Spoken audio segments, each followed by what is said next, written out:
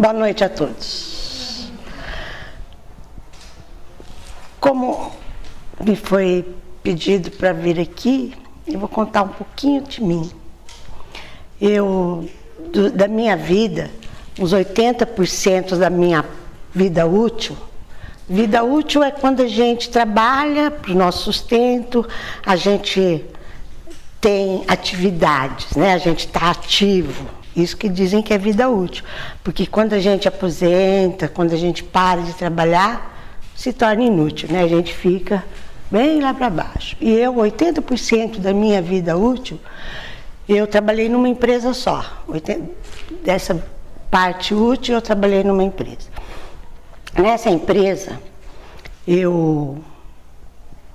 algumas pessoas aqui já me conhecem e sabem que eu sou meio cri-cri, que eu sou chata, me dizem que eu sou assim, implicante, eu vivo perguntando, eu quero saber o porquê, o como. E nessa empresa que eu trabalhei também, eu vivia perguntando por quê, porque eu nunca aceitei as histórias que me contavam de uma vez. Para mim tinha que ser tudo detalhadinho, tudo bem explicado, para mim entender. Quando eu comecei a estudar o Espiritismo, também foi desse jeito. Eu também comecei a querer saber os porquês, os como. Nessa empresa que eu trabalhei diretamente com um dos diretores, e o diretor me pôs até um apelido muito carinhoso, que eu levo até hoje comigo, que era Zé Perguntinha. O Zé Perguntinha, falava qualquer coisa, vai lá falar com o Zé Perguntinha, que ela explica, porque ela não faz nada sem perguntar os porquês. E isso ocorreu no mesmo sentido quando eu comecei a estudar o Espiritismo, há muitos anos atrás, sempre perguntando por quê, como, onde. E às vezes as pessoas falam, pô, mas a Carmen é chata, a Carmen implica, a Carmen perturba, mas é uma coisa minha de sempre estar perguntando. E uma das coisas dentro do Espiritismo, dentro do estudo, que muito me chamou a atenção, e eu sempre quis saber o porquê, foram as parábolas, sabe? Quando eu comecei a estudar as parábolas, eu vi que não era só aquilo que estava escrito ali. Tinha que ter alguma coisa a mais para o meu entendimento.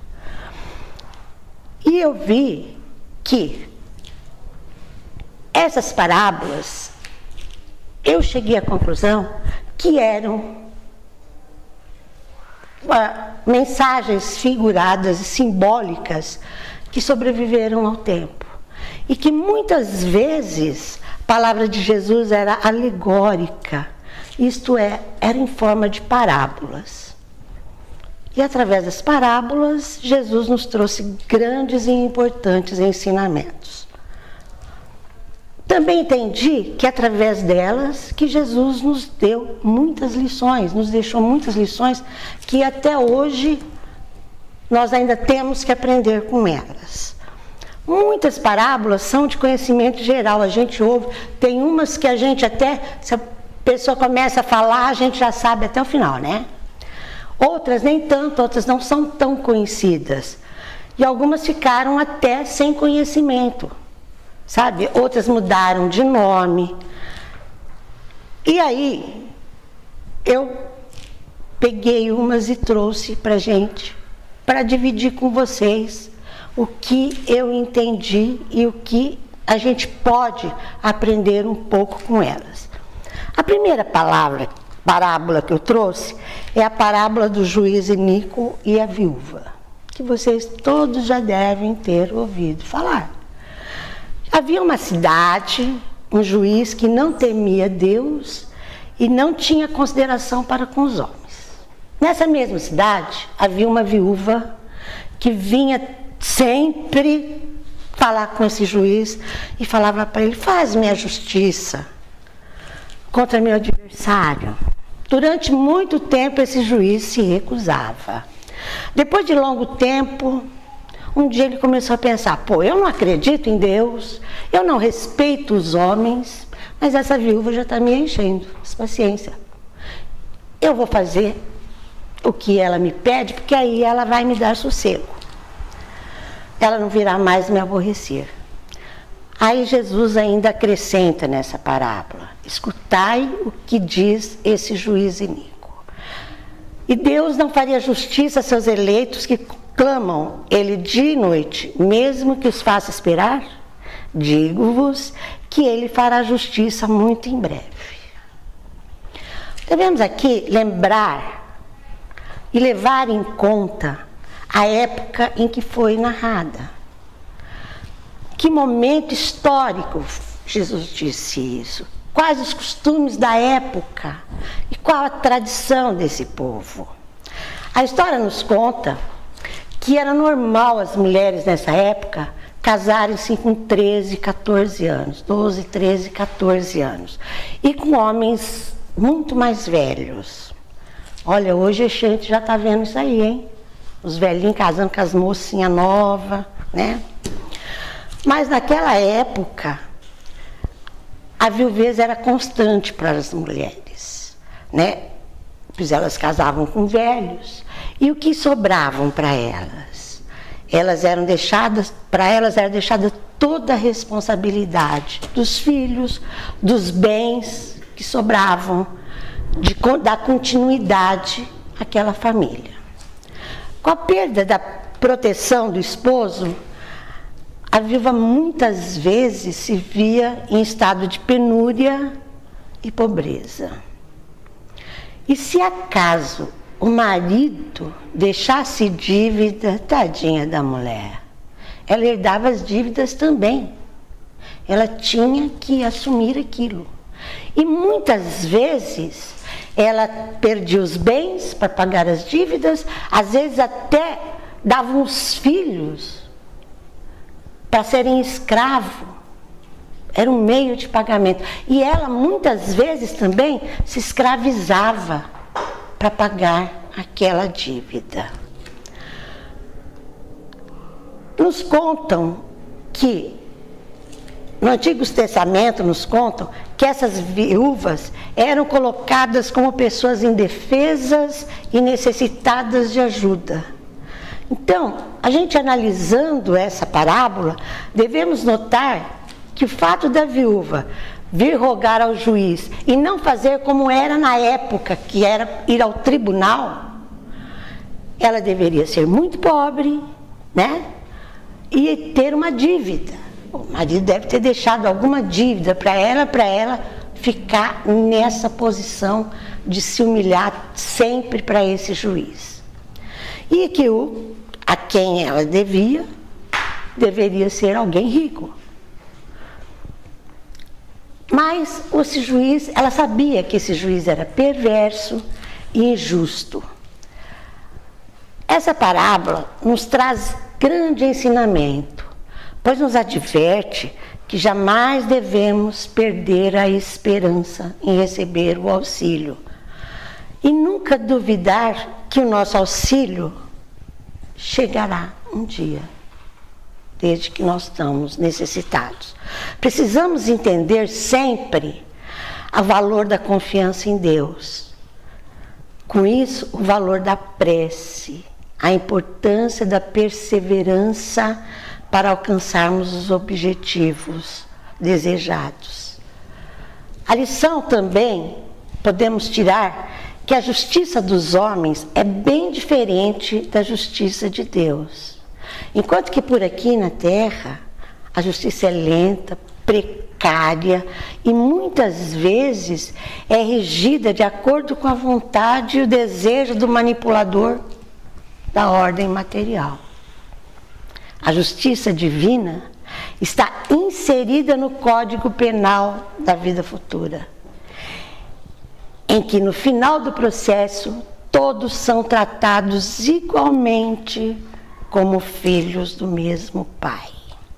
Kardec compilou com muita propriedade os ensinamentos dos espíritos no livro Céu e Inferno, ao mostrar que o direito penal divino está alicerçado num tripé: arrependimento, expiação e reparação. Arrependimento pode ser considerado uma característica dos encarnados. Embora muitos desencarnados também conseguem se arrepender dos erros cometidos. O arrependimento pode dar-se a qualquer parte e a qualquer tempo. Mas devemos nos lembrar sempre que se o arrependimento vier tarde, maior será o nosso sofrimento. Expiação, a segunda parte do tripé. Temos a consciência de que a oportunidade de expiarmos os nossos erros por misericórdia divina, em última instância, é a reencarnação. A reparação. A reparação também está sob controle de Deus, onde devemos fazer o bem àquele que fizemos o mal. A reparação requer uma oportunidade de entendimento. Só através do amor que se consegue modificar o destino. Essa parábola nos alerta, portanto, para a importância da prece, para a elevação dos nossos pensamentos, de forma positiva e confiante. A viúva, embora soubesse que o juiz era injusto, não desanimou. Ao contrário, permaneceu em súplica até alcançar a sua pretensão. E para que a ajuda se faça, é necessário ter persistência e disposição, ter fé e esperança. Mantendo-se firme nos propósitos de vencer e colocando em prática os ensinamentos de Jesus, tenhamos certeza que as bênçãos do Pai estarão sempre conosco. Essa é uma grande lição que essa parábola vem nos dar. A segunda parábola que eu trago aqui é uma das menores do Evangelho. Eu acredito até que seja a menor, pois é contada em apenas um versículo e presente apenas no Evangelho de Mateus. É a parábola do tesouro escondido, que diz o seguinte: o reino dos céus é semelhante a um tesouro escondido no campo. Um homem o acha e torna a esconder. E na sua alegria vai, vende tudo o que possui e compra aquele campo. Esta é a parábola. Mas nós não devemos nos enganar pelo tamanho pequenininho, mínimo dessa parábola. E essa aparência singela. Pois a sua simplicidade esconde um grande tesouro, um ensinamento precioso de nosso Senhor Jesus Cristo. Pois de um modo geral, todos nós vivemos a caça de tesouros. Bens, riquezas, relacionamentos, paz, segurança, alegria, saúde, estabilidade e por aí vai, né? São os tesouros que nós vivemos a caça. Estamos sempre correndo atrás de um deles. Em cada conquista, nunca se parece que estamos completos. Mas sim almejamos outro passo, queremos mais, queremos chegar mais, uma ânsia de acumular. Não só bens materiais, mas muito mais bens emocionais que a gente corre atrás, né? Parece-me que quando conquistamos um, mais ansioso para nova conquista. É aquele tal negócio, você está com uma dor, você toma um remedinho, dá uma melhorada, você corre atrás de tomar um outro remédio para melhorar mais ainda, porque você quer ir para frente, você quer correr. Você tem um relacionamento, está indo bem, você cultiva, você faz, porque se perder, você corre atrás de outro de vai. Nós estamos sempre à procura de algo mais, né? Conquistas novas. Isso nos faz pensar que os tesouros da vida são bens frágeis e transitórios. Quando aprendemos, devemos sempre lembrar do que o Mestre nos disse: onde estiver o seu tesouro, estará o seu coração. É uma frase que não devemos nunca esquecer. E quando eu estava estudando esta parábola, me disseram o seguinte: o Evangelho é como um mapa divino para o encontro do melhor tesouro. Nós temos um mapa muito grande, que é o Evangelho. A busca tem que ser interior, dentro da nossa alma. Pois o nosso tesouro só se encontra ali. Ele está ali, esperando se despertar. Mas para a gente realmente encontrá-lo, a lição implicitamente nos diz: é preciso cavar. Cavar fundo no campo de nós mesmos. Dia após dia, até que ele comece a se revelar. E nós descobriremos pelo esforço, pelo trabalho de autoconhecimento. Nosso corpo, nossos bens, cargos, relacionamentos, laços familiares passarão a ser entendidos como recursos preciosos que devemos investir na aquisição de nós mesmos. Assim como ganha-se aos poucos um novo olhar, e o próprio campo de vida revela outros tantos tesouros ocultos antes que nós nem sabíamos enxergar. Quais são esses? A bênção de servir, a alegria de amparar, a felicidade incomparável de poder amar. Esta mensagem nos traz E me disseram uma frase que calou fundo, até hoje eu não me esqueço. E eu quero deixá-las para vocês. É o Evangelho o mapa. O tesouro basta agora que queremos encontrar. A gente tem na mão um grande mapa para encontrarmos o tesouro das nossas vidas. Eu trouxe mais uma parábola, que é a parábola da rede. Jesus nos disse: igualmente o reino dos céus é semelhante a uma rede lançada ao mar que apanha toda a qualidade de peixes. E estando cheio, a puxam para a praia. E assentando-se, apanham para os cestos os bons, os ruins, porém, a lançam fora. Assim será na consumação dos séculos. E lançá-los na fornalha de fogo, ali haverá pranto e ranger de dentes.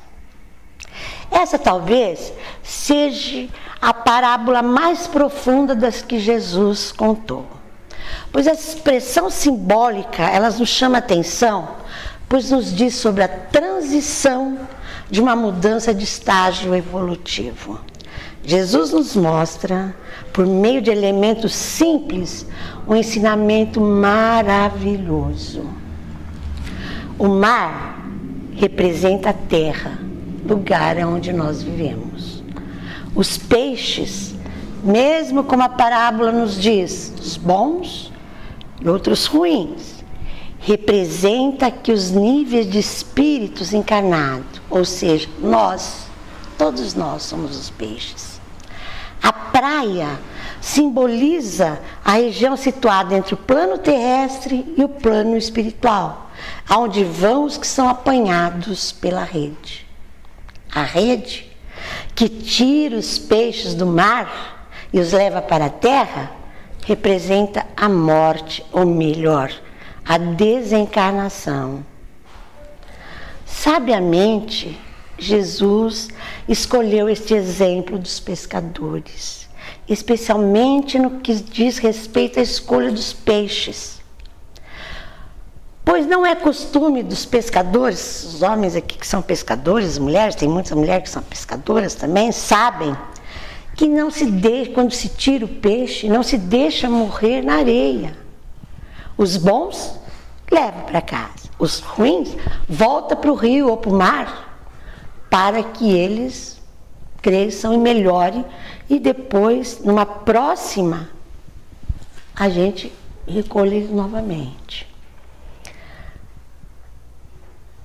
Assim somos nós. nós temos nova oportunidade de crescer e ser pescados novamente. Os bons são levados, os ruins voltam aos rios. Isso representa a lei da reencarnação. Devemos nos lembrar que a fornalha de fogo, que na parábola ele diz, podemos interpretar como provações e expiações que vivemos e iremos enfrentar. Ou seja, sofrimento muitas vezes dolorosos, mas sempre purificadores temporários. Tudo isso passa. Não é assim que Chico Xavier nos ensinou? Que tudo passa? Vamos lembrar disso quando a gente estiver no sofrimento. Certamente que para cada pessoa apanhada na rede da morte se dá o fim do mundo. Isto é o término da existência terrena. Porém, a rede da morte não aniquila a humanidade nem acaba o mundo. Isso nos faz entender que os justos receberam recompensa pelos seus esforços. Em resistir os males, em saber viver com as dificuldades, enquanto os maus sofrerão por conta de cada uma de suas más ações.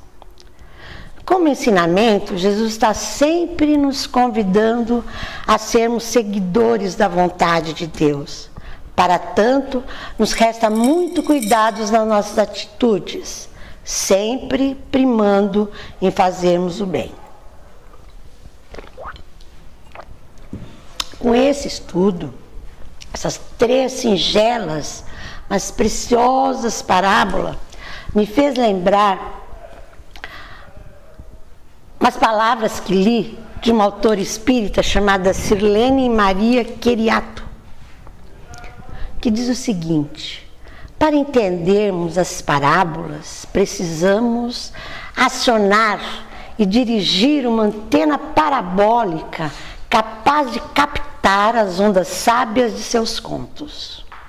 Essa antena tem a geometria sagrada feita de laços que estabelecemos com Jesus, como caminho, verdade e vida, e com o Pai Celestial.